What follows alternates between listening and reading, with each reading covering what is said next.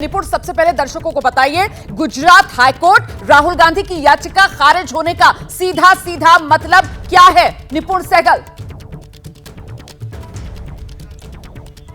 बिल्कुल, इसका सीधा मतलब यह है कि राहुल गांधी को कोई राहत नहीं मिली है। उनकी लोकसभा सदस्यता जो चली गई थी वही स्थिति बनी रहेगी और इलेक्शन कमीशन के सामने कोई रोक नहीं। अगर इलेक्शन कमीशन चुनाव घोषित करना चाहता है वायनाड की सीट पर तो इलेक्शन कमीशन ऐसा कर सकता है। पहले प्रेस रिलीज जारी कर सकता है और गजट नोटिफिकेशन भी कर सकता है। और एक बार अगर इलेक्शन कमीशन नोटिफिकेशन जारी कर देगा, क्योंकि इलेक्शन कमीशन को मार्च में ही लोकसभा सचिवालय ने सूचना दे दी थी कि वायनाड की सीट खाली है, तो अगर नोटिफिकेशन जारी हो जाएगा तो राहुल गांधी चुनाव नहीं लड़ पाएंगे।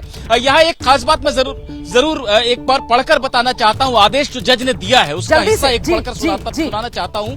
At least 10 criminal cases pending against him.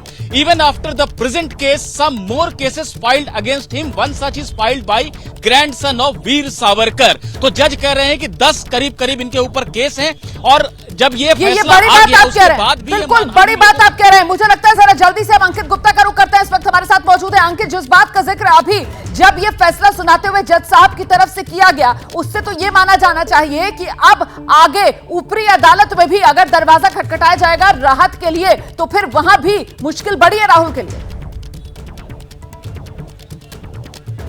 निश्चित तौर पर रोमाना ये खबर बड़ी क्यों है? बड़ी इस वजह से है कि राहुल गांधी को देखिए लोकसभा की सदस्यता तो गई ही है, लेकिन उससे बड़ा झटका ये है कि अगर 2024 में लोकसभा चुनाव होते हैं, राहुल गांधी वो चुनाव भी कंटेस्ट नहीं कर पाएंगे और ये अपने आप में एक बहुत बड़ा झटका। इतना ही नहीं, 2024 तो दूर की बात है, 2029 की भी बात करिए। अगर राहत नहीं मिलती है तो 2029 में भी चुनाव नहीं लड़ पाएंगे, यानी कि 2 लोकसभा चुनाव से सीधे तौर पर वो बाहर हो जाएंगे। और इस वजह से राहुल गांधी के लिए बड़ा झटका है, राहुल गांधी की चुनावी राजनीति के लिए बड़ा झटका है। और कोर्ट ने अपने आदेश में, जिस बात का निपुण भी जिक्र कर रहे थे और मैंने भी जो जानकारी दी थी, कि कोर्ट ने अपने आदेश में राहुल गांधी के जो तमाम बयान आए हैं, जो मानहानि के मुकदमे उनके खिलाफ दर्ज हुए हैं, कोर्ट ने बाकायदा अपने आदेश में उनका भी जिक्र किया है। कोर्ट ने साफ तौर पर कहा कि निचली अदालत का जो आदेश था वो पूरी तरह से सही था। हालांकि एक लाइन जो आदेश में अमूमन इस तरीके के फैसलों में कही जाती है वो ये कहा गया है कि ये जो अदालत का आदेश आया हाई कोर्ट का, इसका जो सेशंस कोर्ट में मामला चल रहा है उसकी सुनवाई पर फर्क नहीं पड़ेगा।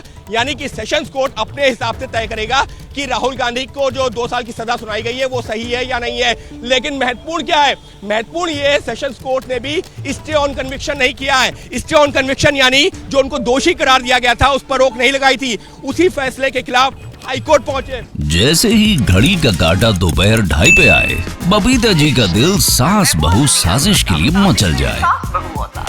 और ये है इनकी बहू, पूरे दिन ऑफिस की टेंशन हो जाए गॉन जब ये करें अपना फेवरेट शो फ्री टाइम पे ऑन। इनकी तरह आप भी देखिए अपना फेवरेट शो अपने टाइम पर और डाउनलोड कीजिए एबीपी लाइव ऐप अपने स्मार्ट टीवी पर।